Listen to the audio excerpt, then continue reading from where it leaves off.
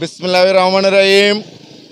Medical technologist ও ফার্মাসিস্টদের দশম grade বাস্তবায়নের নিমিত্তে কেন্দ্রীয় কর্মসূচির অংশ হিসাবে আজকের তৃতীয় দিনের কর্মবিরতির অধ্যাদেশে আজকের অর্ধ দিবস কর্মবিরতিতে উপস্থিত মেডিকেল টেকনোলজিস্ট ও ফার্মাসিস্ট ভাই ও বোনেরা এবং প্রিন্ট মিডিয়ার সাংবাদিকবৃন্দ এবং আমার আইএসটির ছাত্রছাত্রীবৃন্দ সকলকে জানায় আমার সংগ্রামী অভিবাদন। প্রিয় বন্ধুরা, আপনারা জানেন দীর্ঘ 31 বছরের বঞ্চনার শিকার আমরা। দীর্ঘদিন যাবৎ আমাদের দাবির পক্ষে আমরা অনড় অবস্থানে আছি। আমরা ইতিমধ্যে সাংবাদিক সম্মেলন সহ অবস্থান কর্মসূচির প্রোগ্রামগুলোও করেছি, তাতেও কোনো কর্মরত হয় নাই। সর্বশেষ 30 তারিখ আমরা 2 ঘন্টার কর্মবিরতি দিয়েছিলাম এবং কি আমরা গত 3 তারিখ অর্ধ দিবস কর্মবিরতি পালন করেছি।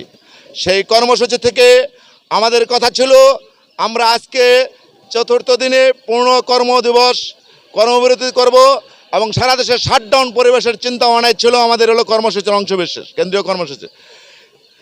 তথাপিও রোগীদের মানবিক চিন্তা করে, রোগীদের দুর্ভোগের কথা চিন্তা করে আমাদের কেন্দ্রীয় কর্মসূচির অংশ হিসাবে কেন্দ্রীয় নেতৃবৃন্দদের আলোচনা সাপেক্ষে আজকে রোগীদের দুর্ভোগের কথা চিন্তা করে, মানবিক দিক চিন্তা করে আমরা আজকে পূর্ণ কর্মদিবস কর্মবিরতি না দিয়ে আমরা আজকে অর্ধ কর্মদিবস কর্মবিরতির জন্য অবস্থান নিয়েছি।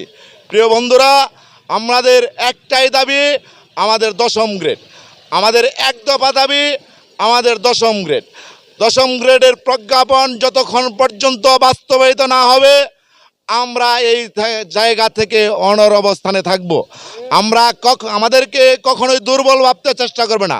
প্রশাসনের ঊর্ধ্বতন মহল এবং প্রধান উপদেষ্টা বরাবর জানাতে চাই, আমাদেরকে আপনারা দুর্বল ভাবতে চেষ্টা করবেন না। আমরা মানবিক চিন্তা করে আজকে অর্ধ কর্মদিবস কর্মবিরতিতে অবস্থান নিয়েছি। কিন্তু আপনারা যদি এর মধ্যেও কালক্ষেপণ করে আমাদের দশম গ্রেডের বাস্তবায়নের প্রজ্ঞাপন জারি না করেন, আমরা আগামী দিনে আমাদের কঠিন থেকে কঠিন কর্মসূচি দেওয়ার চেষ্টা করব। আমরা শাটডাউনের মতো কর্মসূচি দেওয়ার চেষ্টা করব, যেখানে আমাদের কোথাও কোনো ডিপার্টমেন্টে কোনো প্রকার শিথিলতা থাকবে না এবং কোনো প্রকার স্কোয়ার থাকবে না। আপনারা জেনে থাকবেন ইতিমধ্যে আমাদের অর্ধ কর্মদিবসগুলোতে আমাদের প্রত্যেকটা ডিপার্টমেন্টে ইমার্জেন্সি কিছু স্কোয়ার সেবা পাচ্ছে। রোগীদের কোনো দুর্ভোগের জায়গাটা কিছুটা শিথিল হয়েছে।